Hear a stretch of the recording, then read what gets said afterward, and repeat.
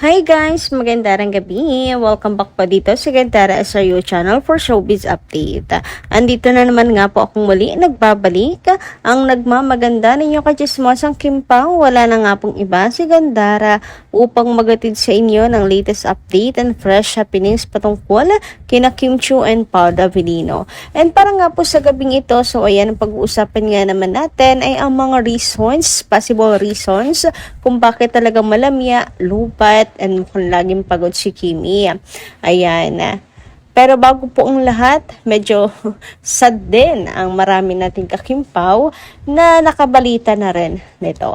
Pero bago po ang lahat, sa mga hindi pa nakaka-subscribe dito sa ating channel, maaari lamang na pindutin po ninyo ang subscribe button at notification bell na nandyan sa baba para mag-updated po kayo at ma-notify tuwing may bago tayong chika at balita hinggil sa Kim Pao. Basta po mga balita na may kinalaman kina Kim Chiu and Pao Davellino, sagot na natin yan.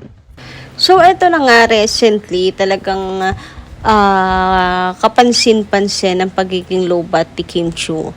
Kapansin-pansin ang kanyang kalungkutan, kapansin-pansin na mayroon po siyang malalim na iniisip, and it's something na unusual.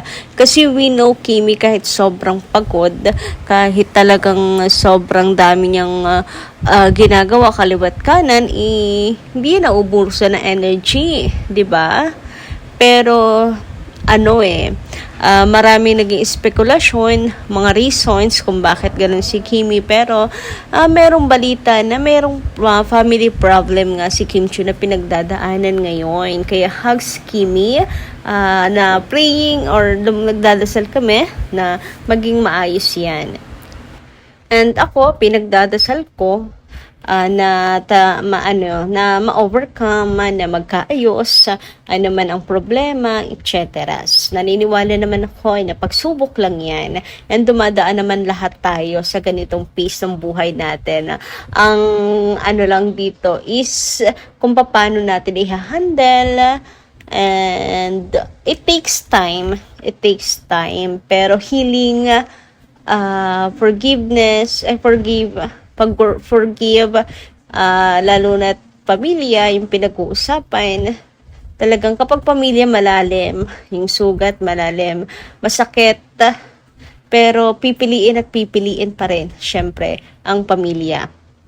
And actually, pinag-uusapan na to ng mga fans Eto nga't may mga nagko-comment dito sa atin tungkol po rito. And sabi nga po dito ni Andre Dendan, "Good day, Miss Ganda.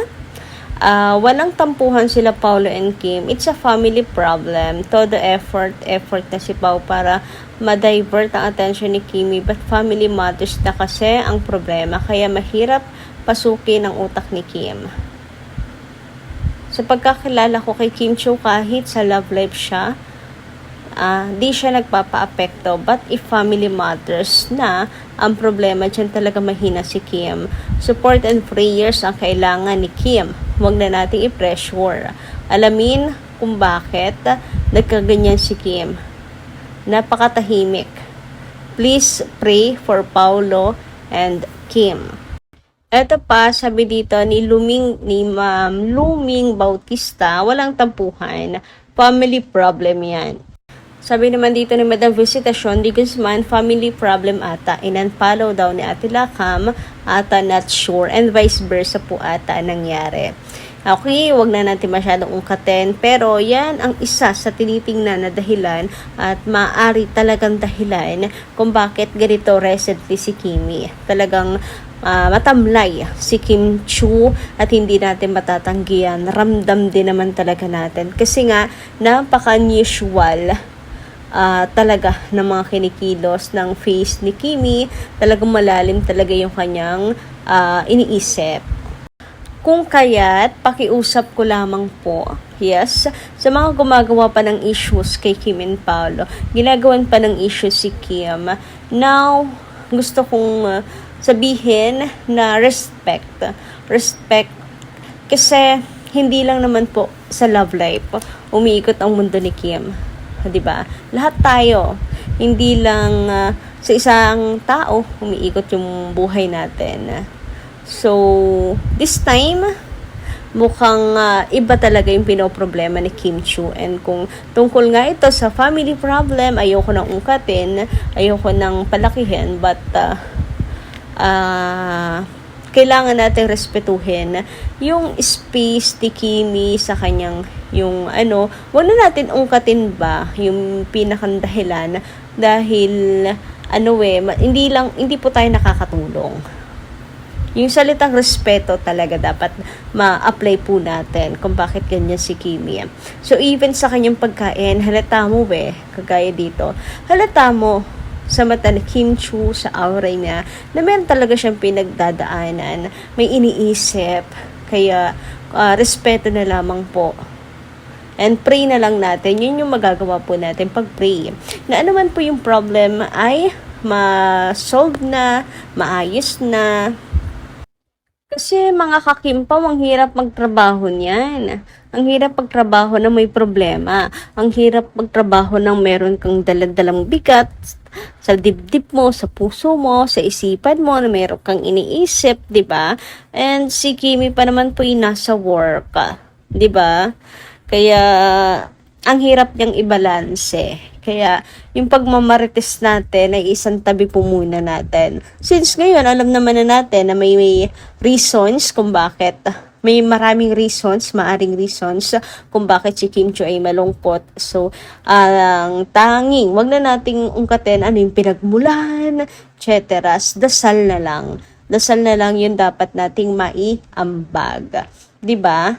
Kasi sa mga gumagawa ng issues, di rin ako naniniwala. Kasi nga, si Kimi, hindi naman niya nagpapa-apekto, hindi nagpapakita ng kahinaan. Kung love life lang din naman ang pag-uusapan. Hindi rin kasi si Kim Chiu, matatag kasi si Kim Chiu, PBB days pa lang naman, di ba? Ayan, matatag talaga si Kimi.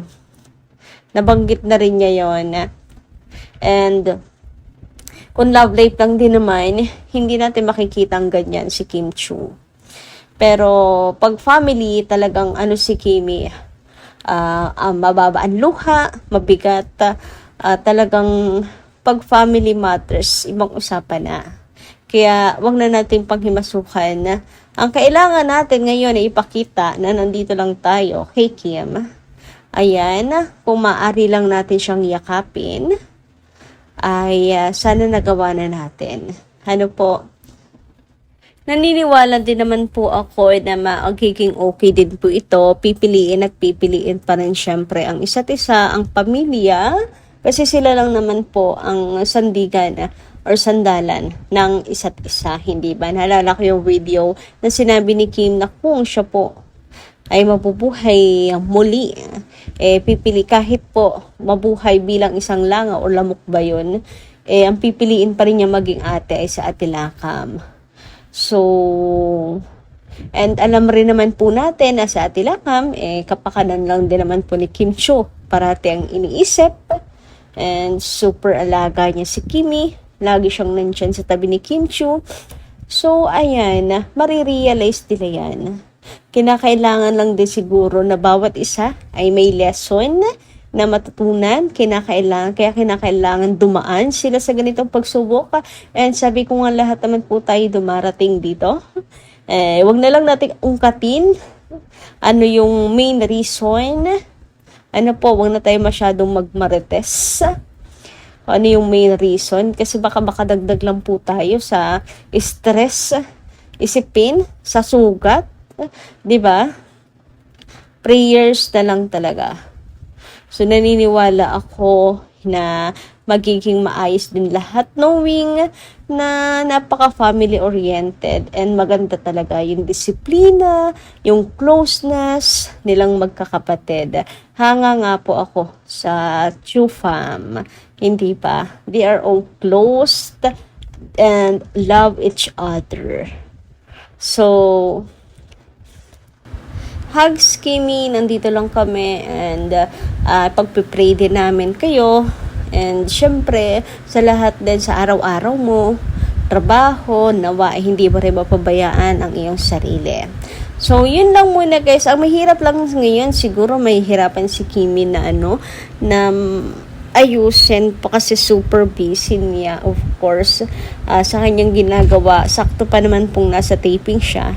Pero at least nasa Cebu, malapit lang puntahan, 'di ba? Anyway, hanggang dito lang muna aking update. Maraming salamat po sa inyong pakikinig. Kita-kits po tayo sa susunod nating mga chikas. Maraming pong salamat.